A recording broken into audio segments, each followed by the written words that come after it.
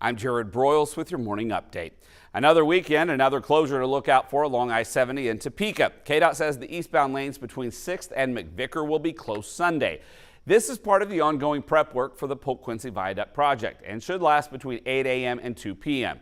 Eastbound drivers will have to get off at McVicker and can get back on from Monroe Street. Now, we'll also see parking closures tomorrow in downtown Topeka for the Fiesta Parade. That route runs along Jackson and Harrison between 7th and 12th Streets, and no parking is allowed along the route starting at 3 a.m. The parade starts at 10:30 in the morning with staging in the Judicial Building parking lot. Visitors are encouraged to use nearby garages and surface lots. That's a look at some of your 13 News This Morning updates. Of course, you can always visit our website, WIBW.com, for more news, weather, and sports anytime, all the time. But right now, let's check in with Doug Myers for a look at your full forecast. Well, most areas will be in the low to mid 90s for today and some upper 80s up along the Nebraska-Kansas border. That's from a cold front that will be pushing through the area, and that's what eventually could spark off some showers and thunderstorms later on this afternoon into this evening. So that'll be something to be mindful of. Supercast is showing that around 4 or 5 o'clock, a narrow band of showers and thunderstorms pushing through the southeastern half of our viewing area.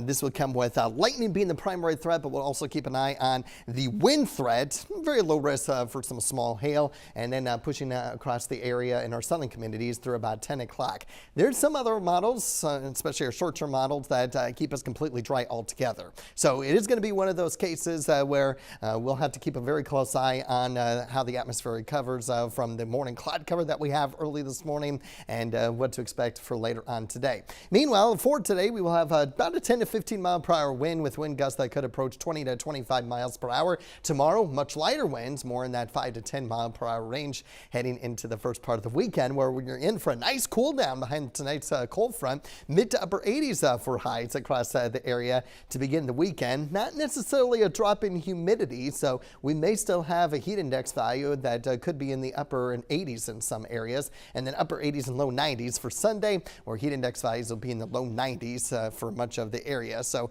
it's not going to be too bad. And then temperatures do continue to heat up in the low 90s for Monday and Tuesday, before we get another cold front as we head into the middle part of next week, where temperatures will be back down in the 80s towards the end of the week. So 2 cold fronts in the next 8 days. That's something a little bit unusual for this time of year. So all eyes will be on this afternoon for those that storm risk like this afternoon. And depending on how far south that frontal boundary gets over the weekend will depend on if we have to put in a rain chance, especially for Saturday night for mainly our southern communities.